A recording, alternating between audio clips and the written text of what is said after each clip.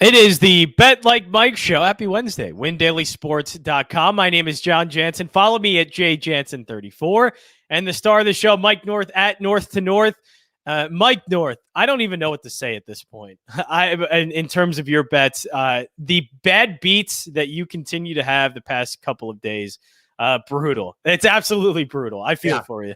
Well, you know what? We've all been there. Everybody's been there. But the bad beats that I've had the last two nights, the night before I lose in the ninth inning, handicapped it perfectly, 3-2, had the under, had Washington leading, and then all of a sudden Philly. And by the way, Bryce Harper with a big hit. He's making a believer out of me. Big hit that tied the game up at 3-3, so he hurt me. Nice, blowing a nice kiss to the fans too. I love it. Yeah, must have heard me talking. About him, and that got beat. So that's two beats there. And then last night, I'm losing 3-1. I go, there's 2 outs in the top of the fifth. Their catcher, Minnesota's catcher, hits a 3-run homer with 2 strikes, 4-3. I jump to the moon. This is what gambling is, folks. You know, if you're only going to wait for your local team, you're never going to be as happy as I was when I saw Graver hit that home run into the bleachers. But then I forgot something. We got to watch them bat. And then Mahita throws a meatball with a man on first, and I lose the game 5-4. So I've had 2 bad beats. I'm handicapping the games right. Nothing to panic about. You know what? Was I down after? I haven't, my sleep when I have a bad loss, which isn't usual, because if you're going to lose in betting, you understand there's going to be those nights. But if you have a bad beat, sometimes you wake up in the middle of the night, boy, what's wrong with me? Why can't I sleep? We all know why you can't sleep. It was the bad beat. Well, I've had 2 nights like that. So we'll see what happens today, but I haven't lost. I'm going to throw in a couple leans on Olympic women's golf. I don't believe they start until 5:30 tonight. A little bit maybe different type. If I could find where the hell they're golfing, it's got to be 218, the Golf Channel. So I may have a couple of those. And I got a baseball game. We just keep going. Now, John, you went 1-1, or was it 1-2? 1-1. Yeah, 1-1 because I ended up laying off that Reds game, which was good because the Twins, even though the first 5, they ended up winning the full game because of a late home run. So, yeah, unbelievable. But I don't get the whole. I like the Twins the whole game, but I decided to do the top 5 because I figured Mahita's smart enough not to be an idiot. And then you got to look at his face as the ball is going out. How could I be so stupid? Yeah. How do you throw a junk ball curve on strike 2 to somebody just hanging there? So that's what happens. And that's where luck comes into gambling, folks. Absolutely. That's all part of the process. Oh, 2 weeks ago, these 2 games, I win both on ground ball double plays. That's just the way it is. 2 weeks ago, every blind drive to the first baseman, he steps on first to double the guy off. I had a game like that. Now, this week, the ball goes over the first baseman's head. That's just the way gambling is. You just stay the course, do what you got to do. So today, John, we got some things to talk about. And I'll tell you what, the NBA, I don't know how good the TV contract is, but I know they got a bunch of them. Plus, they have a channel and everything else. I will tell you this: Alex Caruso's not worth $37 million. But if you got it to spend, I guess that's what the going rate is for a guy like Alex Caruso. Derrick Rose is not worth $43 million anymore. He's a nice piece player, but he's not worth $43 million. Not the way I grew up when they questioned whether Willie Mays back in 1960 should get $100,000. I mean, or Mickey Mantle. I remember when Namath signed for $400,000 in 1964. Everybody was gasping. No, what should make people gasp is mediocre basketball players in such a rich league that they can afford to not only take their money and support the WNBA, which would have been out of business 19 years ago if you couldn't depend on the NBA. But they have so much money. They have different uniforms every night. It is unbelievable, the money. If you're a kid and you can't golf, become a good 8th or 9th man in the NBA. Not a starter. In the NBA, become an 8th man in a rotation. You will make about $30 million for 3 years. Yeah, and look, I think we can look at this as just how the sport has grown, Right. pretty much, and not just here in the States. Obviously, it's always been grown here, but just we're talking about the international stage, obviously, with the Olympics and how many teams are good now and how many players are good in different countries. This is an international sport in the way. I'm talking about, John. I'm not talking about good players. I'm talking about Alex Caruso. Right, but that's just the money being made, I think. Well, that's like a singer singing in Vegas, and the showgirls are making as much money as a Sinatra. That don't happen that way. These guys, $37 million for Alex Caruso. I'm sorry, I watched the kid play. Okay, yeah, I'd be saying he should get 37,000. I'm old school, 37,000, but 37 million. That's ridiculous money. I don't want to hear about any of these guys complaining. They could go anywhere. Kimball Walker, he's still got 74 million on one contract. Yeah. Now he's going to the Knicks. Okay, where you know what, I like Kimba. Got a bad wheel. They're spending a lot of money. These guys, Kimball Walker to me is a businessman first and a very good basketball player second. I watched him today. He knows, these guys know. Kimball Walker's the type of guy doesn't need an agent. Somebody offers you that kind of mad money, New York City, take it, right? Yeah, oh, for sure you're going to take it. Yeah, and this is just a little bit part of their smaller rosters, and so we are going to get bad players, but not just smaller rosters, but I mean the NBA players have done a really great job and really spearheaded by LeBron James of making sure they get their fair share, I guess, of the revenue, and we're seeing kind of all of that happen. And yeah, the players are getting their fair share because you're right. Like every time you see a contract like Alex Caruso's, and you go $37 million. Now when I see, no way in my world ever he'd be worth that kind of money. I know what 37. I made millions. I know what it's like, but not that type of money for being average. That used to be, you got to be great. That's more. I mean, Jordan made 30 million a year, and that stood forever, for a long time. And then that ended, and then the salary started to go up. But Bill Veeck once said this. He goes, "It's not the superstar players that's going to ruin the game of baseball economically." At the time he said this. It's the mediocre players, the arbitration players that are going to get way paid more than they should. And that's all I see. But if the owners got it, they want to spend it, I'm not going to cry for them. No. The Bulls are making some moves. I don't know if the Philadelphia 76ers realize it. I don't even know if the Milwaukee Bucks know what's going on down the street 90 miles a day. Wait, we got DeRozan.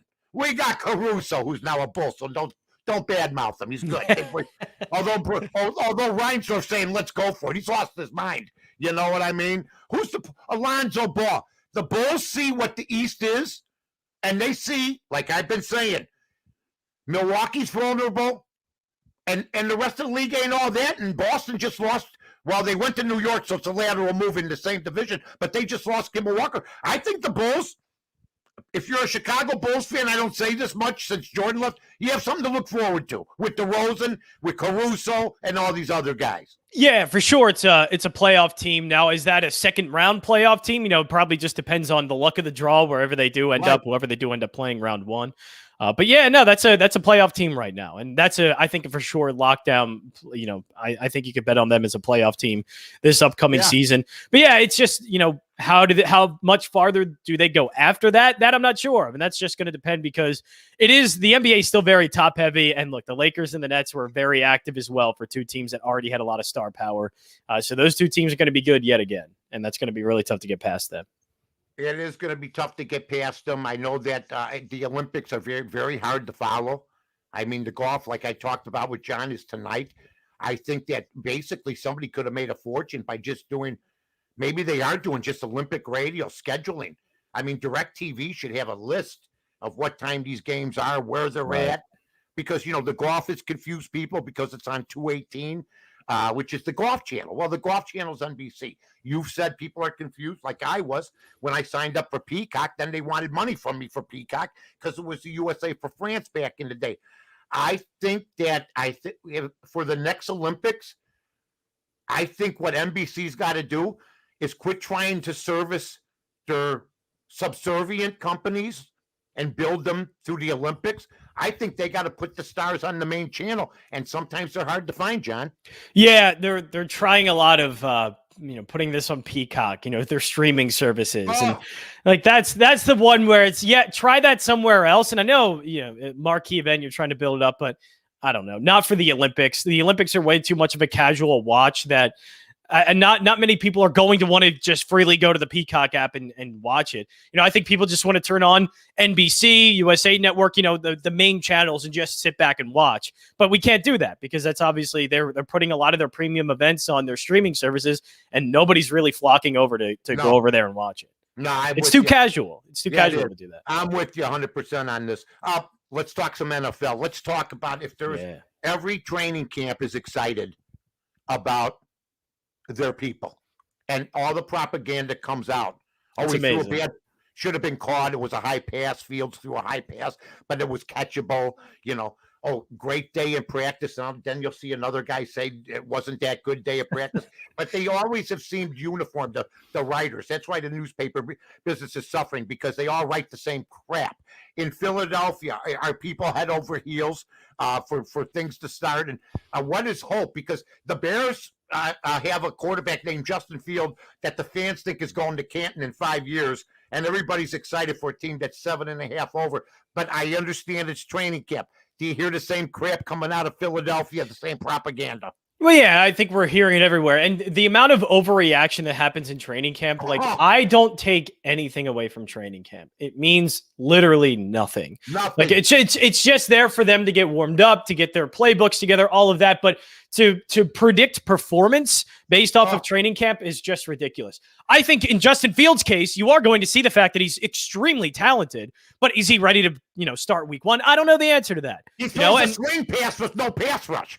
Right. By the way, yes, they always criticize Trubisky for not throwing the ball deep. Well, those were play calls. But I don't know if you go through this. I'm sure every NFL team criticized their play callers. Yesterday, what do I see? Justin Fields throwing 5-yard passes to the tight ends, throwing 3-yard passes. It's the same damn game plan.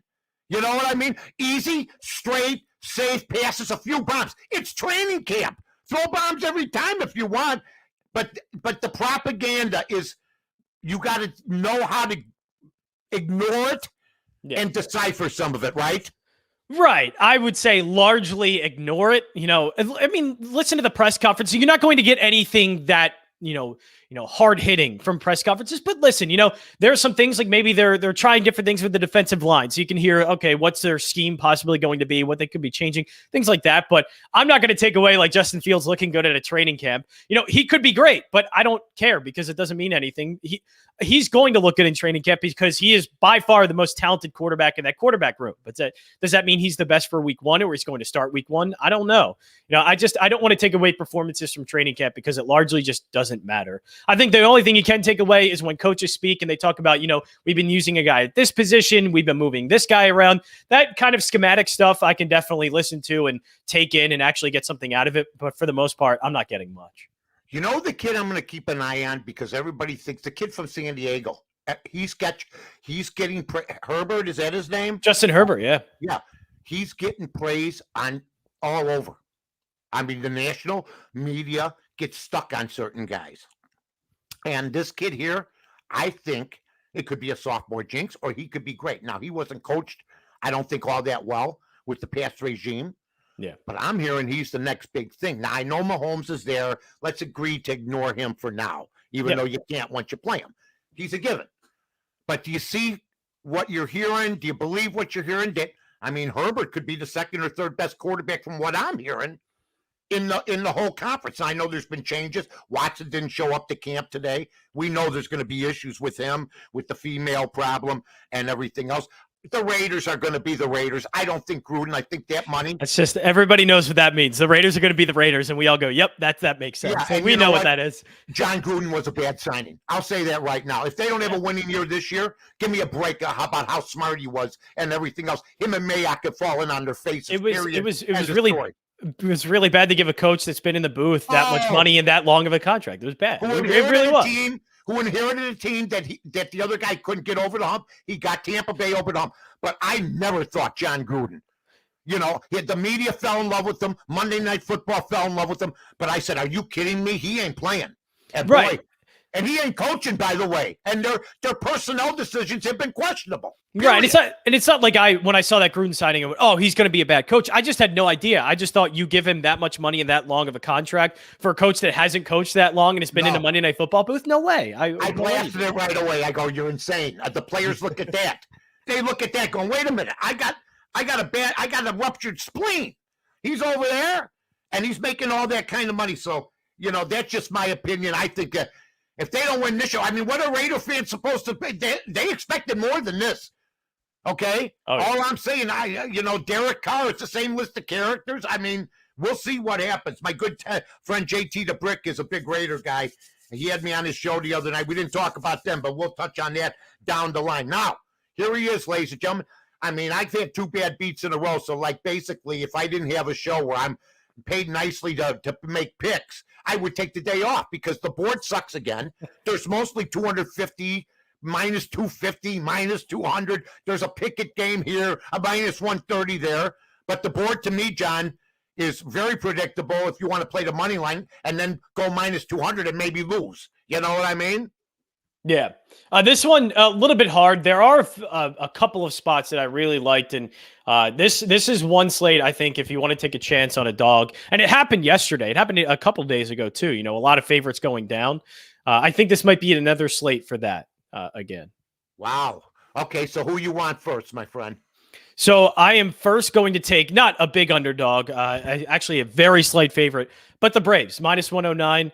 J.A. Happ on the mound again. And I know this line looks a little bit fishy. J.A. Happ's on the mound. He's been really bad. And Drew Smyly, for the most part, has been good. 7-3, 4.40 ERA. Why is the line so short? But I'm not going to pay attention to that. I really don't care. J.A. Happ has been a brutally bad pitcher. John Lester was, and he got smacked around by the Braves. I imagine that J.A. Happ's going to get hit pretty hard by the Braves today. Some guy said today they saw John Lester going into the clubhouse with sandals on and shorts and a Hawaiian shirt. He looks like a little pudgy around the middle, had a briefcase, and some guy. He looked, I don't want to say anything because I look horrible too. I'm not in the best of shape as well. Yeah. He looked more like the State Farm guy. That's what he said. Right. I'm not going out and pitching. Oh, look at us. I mean, come on now. I look like Ghoul. If I look like I come out of the shadows. Forget about it. Look I'm pasty. I understand my short. But it was the first inning yesterday. And I mean, Lester's face was beat red. He was gassed.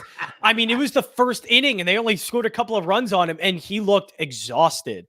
It was that was very telling of where Lester was. All right. I'm going to go first. Okay. Or did you take a pick? I'm sorry. Yeah, I took that Braves minus 109. Braves. Okay. Minus 109. That will probably win. You're on fire. Folks, I've been telling you, I've been going half units. That's all I'm doing until I get back straight. And you could go, I've been saying every day, fade me. If you've been fading me, you've been doing well. You've won the last few games. So just keep, you know what? I won't feel bad because I'm in a no luck slump. The luck will come back. Hopefully, yeah. It eventually will. Men on second and third, 2 out, a pop up to the pitcher. That will happen again. It's been going on forever. Okay. It's called evening out. But I'm taking the Cleveland Indians under tonight, 9.5. There's 2 pitchers. One's got a 5 ERA, other one's got a 7. Why do I think that those 2 guys will throw shutouts for the first 5 innings, and then the bullpens will come in and give 15 runs up? Because back in the day when you bet over and unders, you didn't have to worry about the bullpen. Yep. Most of your starters went like 7 innings, and if you brought a guy in like Raleigh Fingers, he went 5 innings. He went 4 innings. It was like having another starter. Now you got to worry, like I got burned last night or the night before, about bullpen. The bullpen has become more relevant in baseball gambling. I think that's been the biggest change since I've been gambling since the late 60s, early 70s. So I'm going to take the under 9.5 and hope the bats are tired tonight. Yeah, and this is where I start to get into a few dogs, and I'm taking the first 5 because I'm betting on bad teams, but good pitchers who have some plus prices. So I'm going first 5. The first one I'll go with the Detroit Tigers plus 123.